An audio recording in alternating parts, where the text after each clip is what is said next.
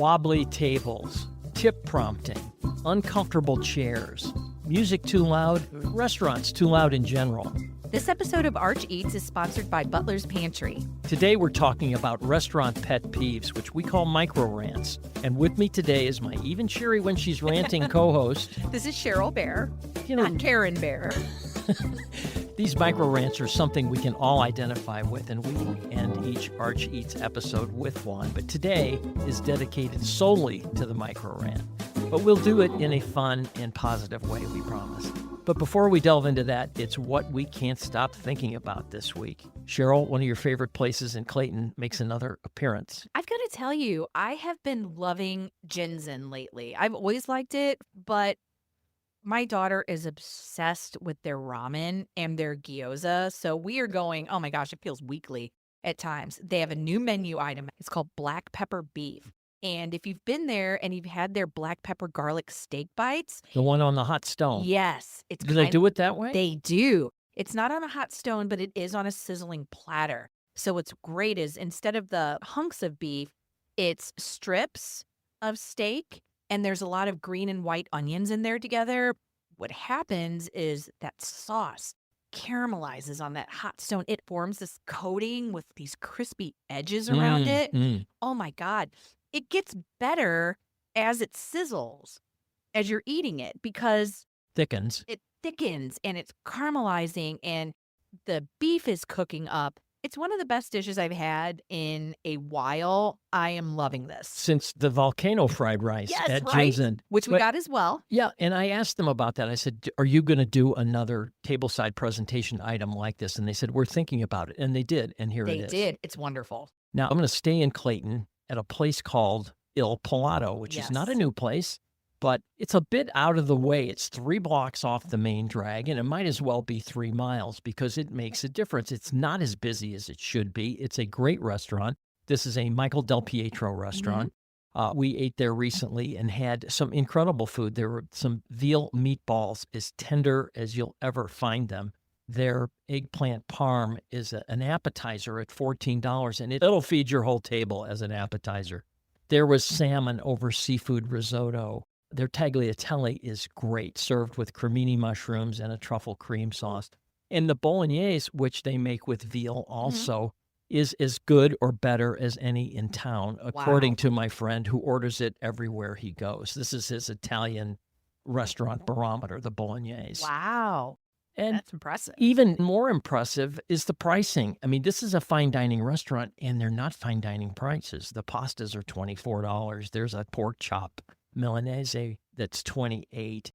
I mean, everything is reasonably priced. And there's Italian cookies for dessert, those little oval cookies that are kind of sweet, covered in sesame seeds, the ones with the anise flavor, served by Mama Rose Del Pietro No. herself. So you walk into this restaurant, and Michael Del Pietro's standing there with his mom, who's in her 80s, and she's been in this business in St. Louis all her life. It's about the most charming way to see these two standing there, and you go, this is going to be a good night. And Wow. it is. And that's funny because I'm glad you said that about the price point. I don't know if I'm thinking fine dining, Clayton, that this is some elegant, high-priced place. And I think that's maybe why it's not always on my radar.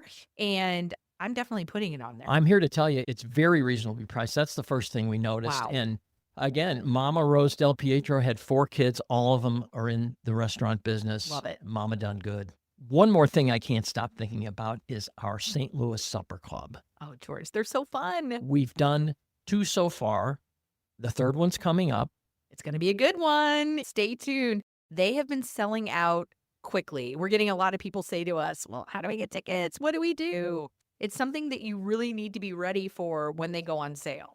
And in that regard, visit stlmag.com/supperclub to get on that list because they sell out very quickly and you won't miss it if you get this email. We'll be right back. With the holidays around the corner, Butler's Pantry is ready to make St. Louis celebrations delicious. More than a catering company, they bring chef-crafted cuisine, curated cocktails, and thoughtful hospitality to venues, homes, or offices. And their delivery and pickup holiday collections make entertaining easy. From corporate parties to family gatherings, every event is a chef-driven culinary experience. Get a taste of the season at butlerspantry.com or follow them on social media. And now, back to the show. All right, after raving about our supper club, we're going to start ranting, but I want to set this thing up a little bit because it's worth it. We've been doing this for over 20 years at St. Louis Magazine. I started a newsletter back before 2008. It was called Feast. This was before Feast the magazine came along. That newsletter became Relish, which became On the Burner. Do you even remember On the Burner? George, this is taking us back, but This I is when you do were a remember. child. No, I'm not that young, unfortunately. But On the Burner became Dining, and it's now Dining Out. My point of this is each one of these entries contained a microrant. If you think about that, there are hundreds. I've so far, and I haven't stopped yet, but I've got over 400 microrants. And it's probably the most popular part of the newsletter. It's what I Yes. hear about from people the most. I look forward to reading it every time. People read it first. And I even hear from restaurant owners, some of whom refer to them in their pre-shift meetings, as in, if any of you are doing this, please don't, kind of thing, Wow. which is awesome. That's a great compliment. Yes. So we've got hundreds to pick from, and we don't want to come off as ungrateful. We love this business. We want to make the St. Louis restaurant scene better and stronger. This is not going to be a bitch and moan or to be pissy for pissy's sake. Our job, we feel, is to help the restaurant owners and to help restaurant guests be better guests. And I think it's important for people to know, George and I were both in the restaurant industry for decent periods of time. Each one of us, well, Yeah, over like a all my decade. life. Exactly. So this is not outsiders looking down their nose. Like, we have lived these things. Some of the service things I talk about are things that I always preached about, that I always tried to take to heart. So it's really coming from a good place, we promise. And of note is, in all these micro rants, I've never mentioned the restaurant in question, unless it's the place that came up with a solution, and then they get a shout out. I think that's important. Very We important. never call these places out in public. And we're not in the business of shaming. We just want to make it better. We've got 8 or 10 or 12. We could have picked from hundreds, but go ahead, Cheryl, start us Literally off. hundreds. We compared notes, and we have some crossover, but also there's things that really bother you that may not bother me as much. They probably do. Probably. We're usually pretty locked in on that. So one of the things we definitely both came up with, it was at the top of our list, was inappropriate music and inappropriate lighting. I think this all falls under the category of atmospherics. And by inappropriate, we mean it just doesn't fit the mood. You're at a breakfast restaurant that isn't the Crow's Nest and they're blaring Slayer. You're at a fine dining restaurant and they're playing really loud pop music. They're trying to create a mood. And the same with lighting, blaring lighting. It just doesn't create the feel that you want to have when you're in a restaurant. There's a mismatch between the vibe you're trying to convey and the vibe you're creating. And I think part of the problem with music is a lot of the times the inmates are controlling the asylum. Right. They let the employees pick the music. Right. And I will say 95 times out of 100, it's probably not what the customer wants to hear. And as far as lighting goes, yeah, I mean, I've said this many times. In the kitchen, you'll see those fluorescent box lights, which are great for the kitchen, but not when you can see them from the dining room and they're no. blaring in there, searing our eyeballs. Just drop a soffit down there and let Yes. the kitchen lighting be and let the restaurant lighting be something else. It's just very important. It needs to be addressed. And both those things are easily addressed and so important. I would go too dark over too light any day of the week. I can always take out my flashlight on my phone and hit the menu if I have to. Related to that are noisy restaurants Yes. in general, Oh my which is maybe the complaint I get the most. Mhm. We can't converse. We can't hear ourselves think. There is a fine line between lively and cacophony, but it can and should be addressed. There's a lot of things that restaurant owners can do to alleviate this. I'm just surprised more don't do it. And Ben Welch is a perfect example of doing it right. He has a very large space at Lucy Quinn, and he has put soundproofing up in every space you can think of there. He has curtains. Every table has soundproofing underneath the table, underneath the chairs. It was something he thought through, and I really appreciate that. And here you are in this cavernous place, and it's not loud like it would be at a lot of places that size. And the same thing is true at this place that just opened up called the Mexican. There's this huge space, a huge bar. It's going to be rowdy in there. It's a Mexican restaurant, right? But what they've done is all the ceiling has, it looks like wood slats with foam in between it. Mhm. And not only is there foam in between, but the wood slats are actually foam Oh, themselves. So this wow. entire ceiling is made of foam, although it doesn't look like it. That's Yes. the kind of stuff you have to do Yes. if you want to have a civilized environment. Absolutely. So what else is on your list here? That was my complaint number 1.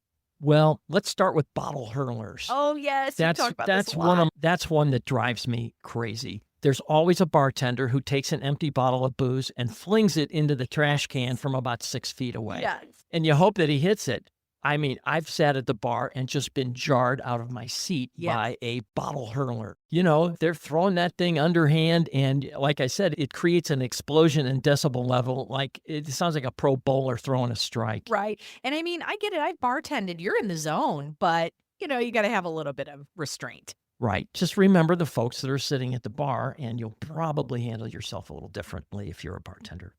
So, George, what about missing flatware, missing plates when you're sitting down in the dining room? I'm not talking about to go missing silverware. I'm talking you get your entree and you don't have a knife or a fork. You get your appetizer, there's no share plates. And also making you reuse soiled plates for all the courses. I'm not saying you have to change out everything for every course, but one of my peeves is I've had, let's say, spinach artichoke dip. That is something that will remain on your plate. And then being asked for the next course to reuse that plate for everything thereafter, or things that have sauces on them. That drives me nuts. You're right, though. The Oh my plates God. is one thing, but I totally agree with you on the silverware thing. You know, they serve you the appetizer and you don't have any flatware. I have gone to the next table Oh, yeah. and snitched a fork or a Always. knife or whatever. It's just easier that way. I hate to is. say it, but this hot food's getting less hot. Yeah, that is something, obviously a server's busy, stuff happens, but I'm just talking about not thinking through that detail. And the person who's dropping your food, even if it's not your server, if they drop off your plate, all you have to do is eyeball the table and see, do they have a knife and a fork? It takes a quick glance and it can make a world of a difference with your experience. All right, I've got one that's related to that. We'll list it under poor housekeeping, okay?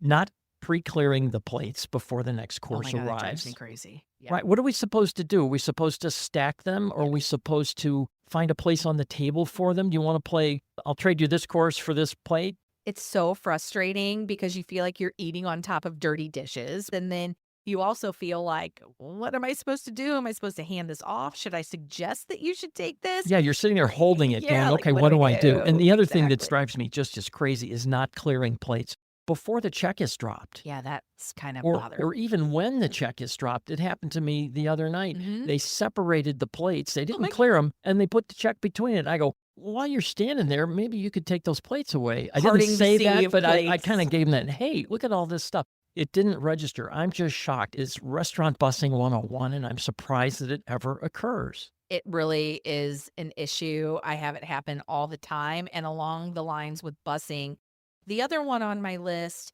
is not bussing tables in the dining room while service is going on. And again, I have been, especially in lunchtime situations where your entire section is sat at one time, your entire section gets up at one time.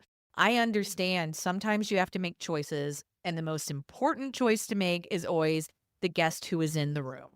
Go to them first, greet them first. However, it is also being mindful of the guest in the room to not have them stare at a sea of dirty tables while they're dining. So I think that obviously when it gets busy and you have to make choices for use of your time, that's one thing. But after a rush has happened, you got to clear those dishes because it's just so unbecoming. And that's kinda what the manager's there for. She's supposed to be watching all these things, and I've seen a good manager go and, like you said, if that entire section gets up at once, it's gonna be hard to clear all those tables. Go ahead and give them a hand. Yep. Be that person, and that impresses me. Yeah. Now, along those lines, what do you think about clearing too early in a meal, for instance. Now, and granted, at a fast casual restaurant, service standards are different, but say you're a table of 4 and one person finishes before the other 3 and they grab their plate. I was always taught that that just makes everyone feel uncomfortable. It makes the person who finished early feel uncomfortable because they're like, "My gosh, I must have wolfed my food down."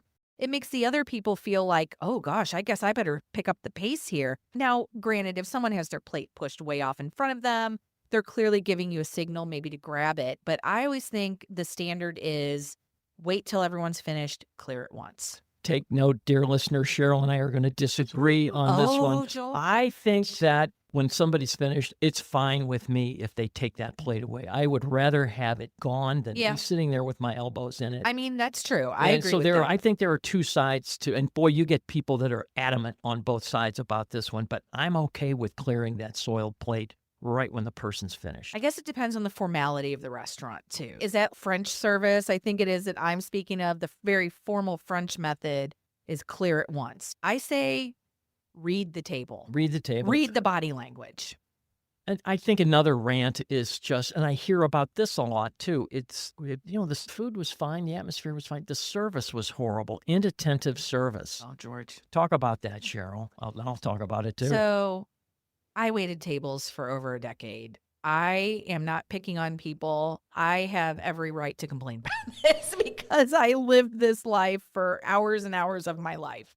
So, I remember a woman. Let me interrupt you for a no, second. go for it. She was a server at Harvest, and she was just that way. And she said, "I bring the casual to fine dining." That is great. She wasn't technically perfect, but she was a wonderful person. Oh, that's funny. So, one of the things that I find quite bothersome is not checking back after food has been dropped. I have been It's a in high crime. Oh my god, that is a high crime. This may if I had to pick number 1, this is pretty far up there because if your entree isn't correct and no one ever checks back, number 1, you're not getting what you ordered. Number 2, you're having to wait to eat your food. Your guest is like, "Well, what do I do? Do I eat while my food is hot? Do I wait?" You Terrible. shouldn't have to send up a flare for the server to come No. back and check in. And then when they come back, when you're practically finished with not eating what you know, was something wrong? Well, yeah, something was wrong, and I wish you would have come back. And then they, well, let me make that right for you. No, we're all done here. At Yes. that point, I'm over it. Exactly. That's why I always feel like you need to check back within 1 to 2 minutes max from when stuff is dropped. Even if it's just a very quick, like as you're walking by. That is something very important to me. And related to that, ghosting before you're given the check. No one wants to wait to pay their bill. And I've been in so many situations where I'm like, where is everyone? I've got to go. I'm ready to leave. And And you I'm can't ready to find tip. And Yes. I might not be ready to tip if I don't see you. And that's the thing, as a server, you could have given them the best service of their life up until that point, but then if you disappear, their parting thoughts is what happened in that immediate Right. time. It erases all the good, Exactly. It for does. sure. So that's something really to pay attention to. And talking about service, the other thing that drives me crazy and is really important these days is when they don't know the menu. There's nothing more frustrating than going out to eat and have a person that doesn't know the menu. We're not talking about calorie counts here, but you need to have a certain level of familiarity with what's on the menu and what's in it because of all the health concerns going on these Sure. days. You've got to know what's in it. You've got to know if it's gluten free. You've got to know the weights, the ingredients, the cooking methods, so that we can make an intelligent meal decision at the table. I don't care how it's achieved through menu tastings or role playing or oral or written tests. The servers, the bartenders should know what the plates are composed of, especially now because of the prices we're paying. The customer deserves to know exactly what will appear on their plates. I totally agree. So I don't want to sound like we're piling on restaurants. Like we said, you and I have both worked in them. We have a special love and we understand the difficulties. So, in the spirit of trying to keep things equal here, Yeah, we're equal opportunity e- ranters. exactly. What do you think about some of restaurants' complaints about guests? And I'll start with one. You talk about high crimes, not showing up for a reservation. And I'm not talking about your plans change, things happen, and you cancel and you communicate that. I'm talking about just no call, no showing for your reservation. That is awful. It happens frequently. As we talked about, the reservation platforms with reminders are trying to make that a little bit better, but I've heard it happens on special occasions still because people will make multiple reservations across multiple different restaurants, and then they'll just decide the night of where they feel like going. And, oh, yeah, we made reservations at 6 places and we're going to decide to go here. Never tell the restaurant. They've staffed for the amount of reservations they have. You're taking money out of people's Well, and pockets. the smaller the restaurant, the worse it is. If you've got a 30-seat restaurant and a six top doesn't show up Oh, that God. you've blocked out 2.5 hours on, you've lost that revenue. There's not 6 people waiting to come in there. That is a big problem. And I kind of wish that restaurants would maybe ask for a deposit for something. Sure. That would not bother me, and I wouldn't blame them for doing so. Some of them have tried to do that, and they've caught holy hell. And I do think that it's perfectly reasonable. Parties over 4, parties over 5, take the deposit. I think you should be required to I have it. And then, somewhat related to this, showing up for your reservation with a vastly different number of people than it's reserved for, whether this is Or even a different number. exactly, Going from 4 to 5 is a big deal. it It's a whole is. different table. But going from like 2 to 6 and just expecting the restaurant to have extra tables to push together for you, or what's really terrible, going from a table of 12 to 3 people show up. I don't know if people know this, but most restaurants allot reservations to the different servers who are working that night. So if a table of 12 is on the books and you're assigned that table of 12, they're not going to seat you around that time. So if you don't show up or you show up with 2 people, that server's count of how many people they're waiting on that night is dramatically diminished, which means what they've made that evening is It diminished. costs the restaurant money, it costs the server Yes. money, and again, we keep saying related to that, and related to that is when the 12 top does show up, Yeah. and all of a sudden people start drifting in, and they'll pull up a chair, and then there's another, and all of a sudden you've got 15 Oh, people yeah. at this 12 top. "Oh, there's room for us." No, there probably isn't, and it may not make a big difference, or they say it doesn't to the party, but it does to the restaurant. If you can't adequately serve that table, it reflects poorly on the restaurant. And I've seen restaurant managers go up and say, "I won't put any more chairs at this table. We just can't service you properly. Plus, you're blocking the aisle, and there's all kinds Yes. of other issues." And it gets to be contentious sometimes because you're breaking up the party. But what are you gonna do? You know, you can only serve people to the best of your abilities. You have no choice but to put some limits on Yeah. things. So speaking of things I wish they'd put limits on, this is something that has This all been kind of flowing I together. I kind of know, like them. right? Tip prompts, Oh, geez. but ridiculous tip prompts. Tip prompts for self-service, tip prompts of 30% for I got a to-go cup from a place. This is something that we talked about pandemic holdovers. I do think this is a pandemic holdover. I think everyone's pretty irritated with this by this point. I'll be honest, I'm doing something that's really controversial. I try not to use those tip prompts at all. I very quickly hit 0 tip so the person can see me, and I say, "I tip in cash according to server." So at least let them know that I do tip and I'm not being a Yes. jerk, but basically that I don't approve of the whole practice. So I do that. I bring cash now to tip, just like in the good old days, Yeah. which they appreciate anyway. Yeah. It's my little way of rebelling. And if it's one POS system at a time, so be it. George, I love it. You're making change one POS system at a time. That's great. So, You know what what else? else bothers me? Yeah. When the server comes out to do his spiel and the guests are talking over the server, trying to enunciate these specials that this poor person has memorized and is required to spiel off. Oh, yeah. And the spiel has to be practiced so it comes off smoothly. And it's just flat rude to, and plus everybody wants to hear about Oh, it yeah. or should. So you should just give this poor person a break and zip it for the 1 minute that they are speaking. Just ignoring that they're even at the table, I find that so disrespectful when a server walks up to the table. "Hello, how's everyone doing?" And people just even have their backs to them. They don't even acknowledge them. It's so dehumanizing, it's so rude, And it breaks my you're right, heart. and I always encourage eye contact. If you make eye contact Mhm. with that server's gonna take care like, "Okay, this guy cares. He's not just gonna order me around. He cares, so I care." And, you can prattle on about anything you want for the next 2 hours, but let that poor guy have his say. Absolutely. Speaking of which, it's kind of related.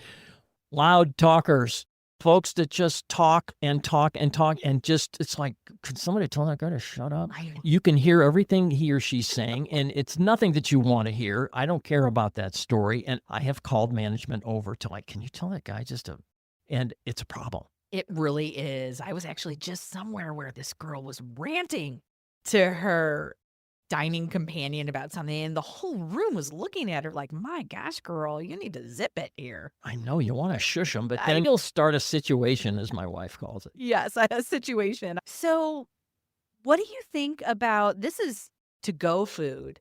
What do you think about incorrect to-go orders and missing food and condiments from your to-go order? That is something that I've seen a lot, and again, I understand that everyone's a human being and you make mistakes, but I think just an extra step of checking the order, just being thoughtful about checking it, and if it comes with the sauce, try and make sure the sauce is in there. Well, I think in a lot of these, if you look on those checks, somebody has checked off, okay, this item's in there, that item's in there, Mhm. condiments in there.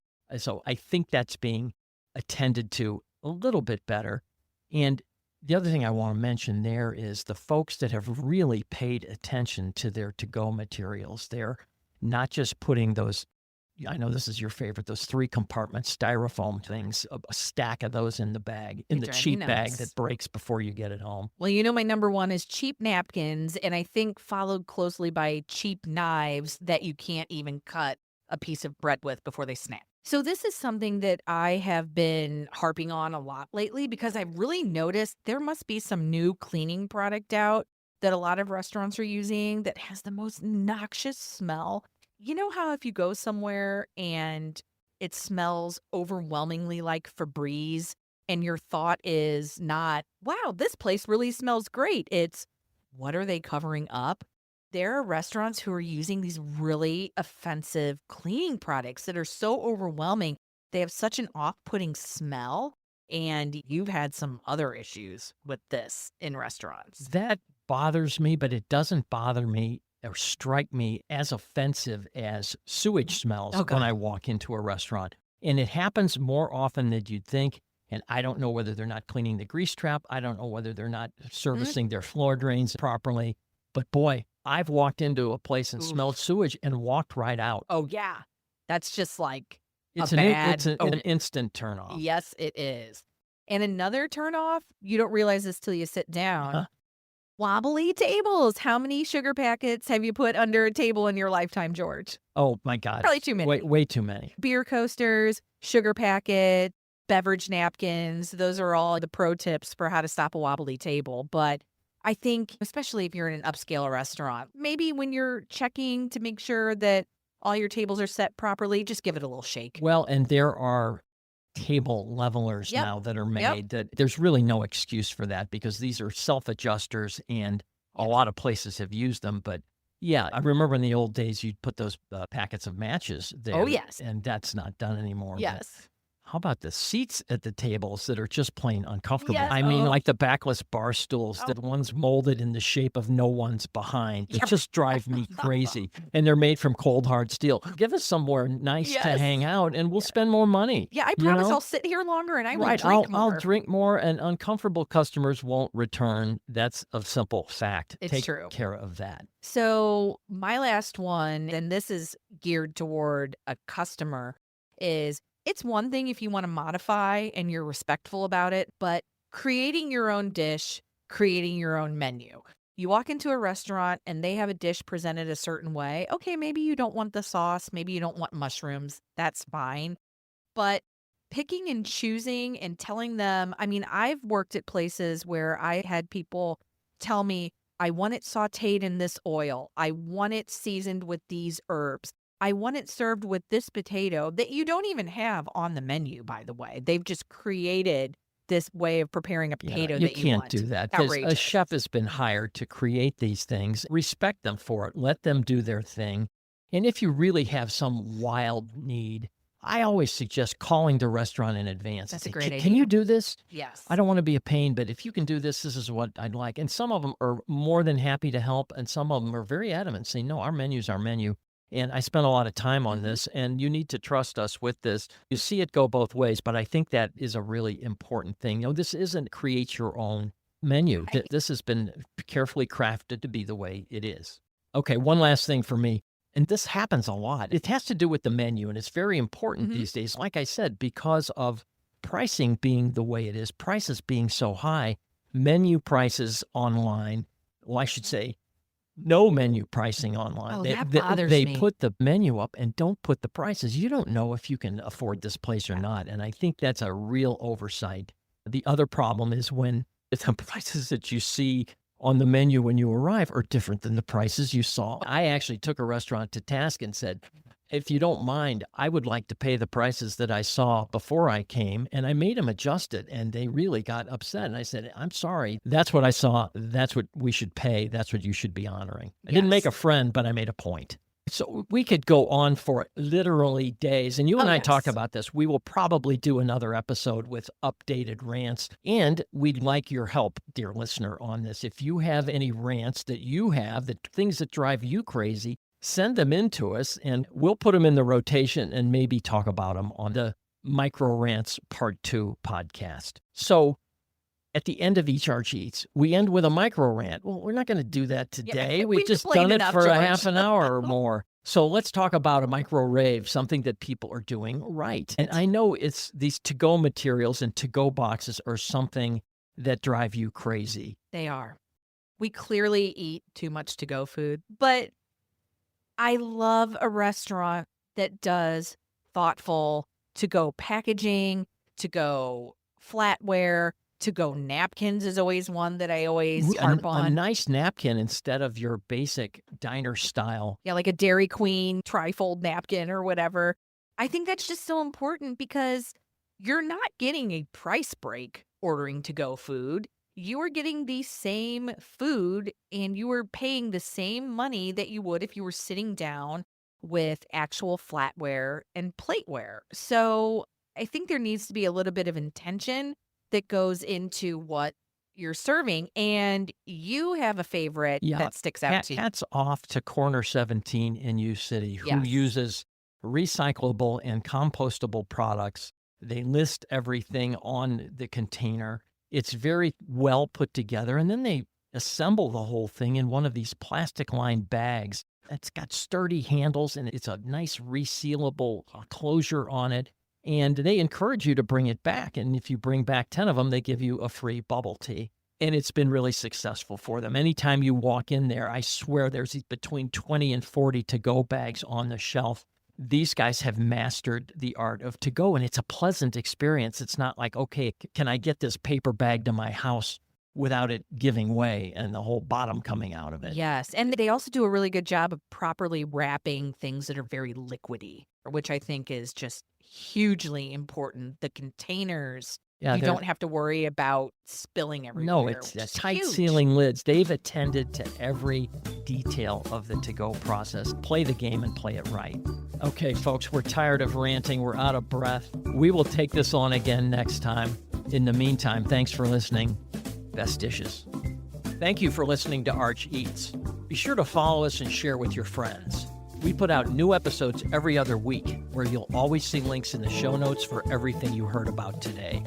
And don't forget to hit that subscribe button and follow along on Instagram at St. Louis Mag and at George Mahey and Cheryl A. Bear. If you loved what you heard, please rate and review us on Apple Podcasts. And for more of the freshest coverage on the local restaurant and culinary scene, subscribe to our dining newsletters.